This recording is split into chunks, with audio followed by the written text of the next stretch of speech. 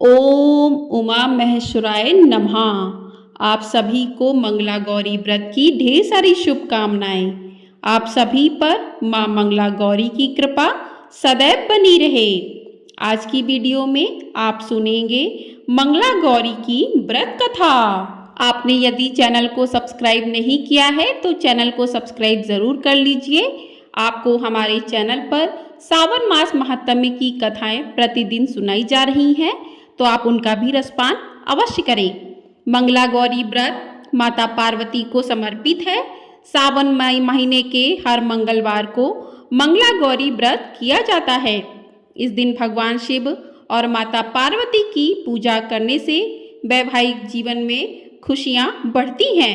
इस दिन हर सुहागिन और कुंवारी लड़कियां मां पार्वती को समर्पित मंगला गौरी का व्रत करती हैं।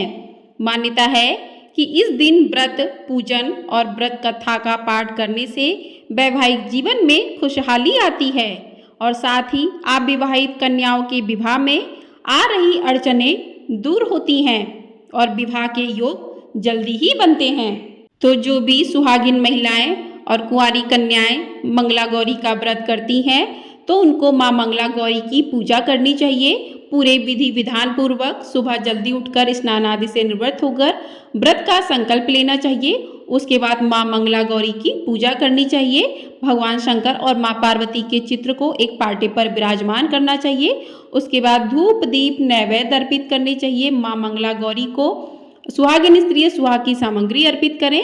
इससे उनके सुहाग की आयु लंबी होती है और मां पार्वती का आशीर्वाद सभी पर बना रहता है।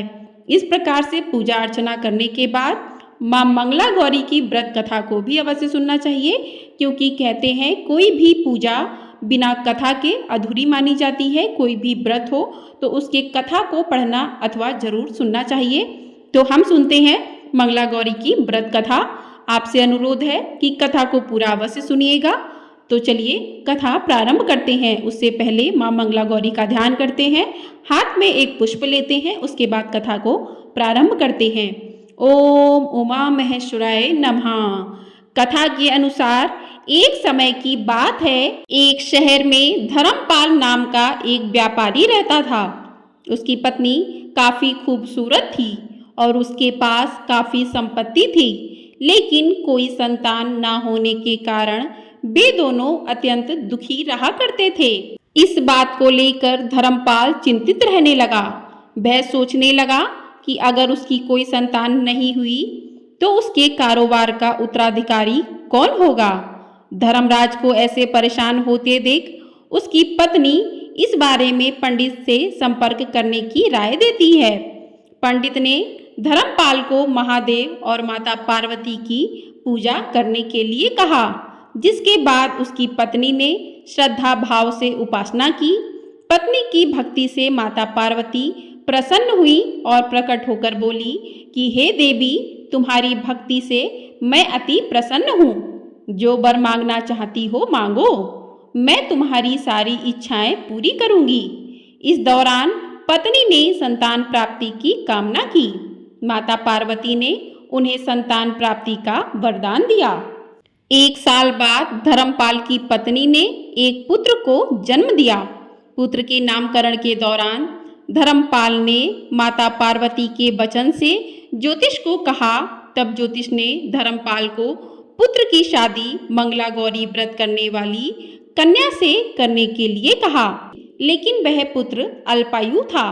उसे यह श्राप मिला था कि 16 वर्ष की उम्र में सांप के काटने से उसकी मौत हो जाएगी। संयोग से उसकी शादी 16 वर्ष से पहले ही एक युवती से हुई, जिसकी माता मंगला गौरी का व्रत किया करती थी। परिणाम स्वरूप उसने अपनी पुत्री के लिए एक ऐसे सुखी जीवन का आशीर्वाद प्राप्त किया था, जिसके कारण वह कभी विधवा नहीं हो सकती थी। इसी वजह से धर्मपाल के पुत्र ने 100 साल की लंबी आयु प्राप्त की। इस कारण से सभी नवविवाहित महिलाएं इस पूजा को करती हैं तथा गौरी व्रत का पालन करती हैं तथा अपने लिए एक लंबी सुखी तथा स्थायी वैवाहिक जीवन की कामना करती हैं। जो महिला इस मंगला गौरी के व्रत का पालन नहीं कर सकती, उस महिला को श्री मंगला गौरी पूजा को तो कम से कम करना ही चाहिए। इस कथा को सुनने के पश्चात विवाहित महिलाएं अपनी सास और ननद को 16 लड्डू देती हैं। इसके उपरांत वे यही प्रसाद ब्राह्मण को भी ग्रहण करती हैं। इस विधि को पूरा करने के बाद व्रती 16 बाती वाले दीपक से देवी की आरती करती हैं। व्रत के दूसरे दिन बुधवार को देवी मंगला गौरी की प्रतिमा को नदी अथवा पोखर में विसर्जित किया जाता है। अंत में मां गौरी के सामने हाथ जोड़कर अपने समस्त अपराधों के लिए, पूजा में हुई त्रुटियों के लिए क्षमा अवश्य मांगे। इस व्रत एवं पूजा के अनुष्ठान को परिवार की खुशी के लिए लगातार 5 वर्षों तक किया जाता है। अतः इस मंगला गौरी व्रत को नियमानुसार करने से प्रत्येक व्रती के वैवाहिक जीवन में सुख की बढ़ोतरी होती है तथा पुत्र पौत्रादि की प्राप्ति एवं पुत्र पौत्रादि का जीवन भी सुखपूर्वक व्यतीत होता है। ऐसी इस मंगला गौरी व्रत की महिमा वर्णित की जाती है। बोलिए माँ मंगला गौरी की जय। तो इस प्रकार से मंगला गौरी व्रत की कथा पूर्ण होती है। कथा सुनने के बाद आप माता की आरती करें, उसके बाद क्षमा प्रार्थना करें। जो भी महिलाएं, जो भी कुंवारी लड़कियां इस व्रत को करती हैं, माँ पार्वती की कृपा उन सभी पर बनी रहती है। सुहागिन महिलाओं के सुहाग की उम्र लंबी होती है। वैवाहिक जीवन में सुख शांति माँ पार्वती प्रदान करती हैं। कुंवारी कन्याओं के विवाह में कोई परेशानी आती है तो वह दूर होती है और विवाह के योग जल्दी ही बनते हैं। तो मंगला गौरी के व्रत में आपको एक चीज का विशेष रूप से ध्यान देना चाहिए कि जो भी आप पूजा में वस्तुएं माँ को अर्पित करें, उनकी संख्या 16 होनी चाहिए। जो भी आप चीजें, सुहाग की सामग्री, लौंग, इलायची, फल, पान, लड्डू, चूड़ियाँ, जो भी आप अर्पित करते हैं, सूखे मेवे, उड़द, मूंग, चना, जौ, चावल, मसूर इत्यादि माँ को अनाज चढ़ाए जाते हैं, जो भी चढ़ाया जाता है उनकी संख्या 16 होनी चाहिए। शिव प्रिया पार्वती को प्रसन्न करने वाला यह सरल व्रत करने वाले को अखंड सुहाग और पुत्र प्राप्ति का सुख प्राप्त होता है। और माँ के जो प्रिय मंत्र हैं माँ भगवती गौरी के, तो आप इन मंत्रों का भी जाप कर सकते हैं। नमो दैव्य महादैव्य शिवाय सतत नमः, नमः प्रकृते भद्राय नियता प्रणता स्मा ताम। इस मंत्र का आप जाप कर सकते हैं। दूसरा मंत्र है उमा महेश्वराभ्याय नमः और मंत्र है हीम मंगले गौरी विवाह बाधाम नाशय स्वाहा।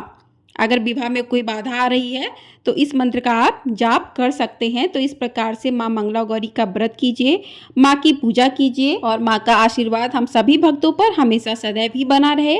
इसी के साथ इस वीडियो को समाप्त करते हैं। मिलते हैं अगली वीडियो में। तो आपने चैनल को सब्सक्राइब नहीं किया तो चैनल को सब्सक्राइब कर लीजिए। वीडियो पसंद आई हो वीडियो को लाइक कर दीजिएगा और शेयर भी कर दीजिएगा ज़्यादा से ज़्यादा लोगों में। और आप सभी पर, हम सभी पर माँ पार्वती की कृपा सदैव बनी रहे। ओम माँ पार्वती नमः।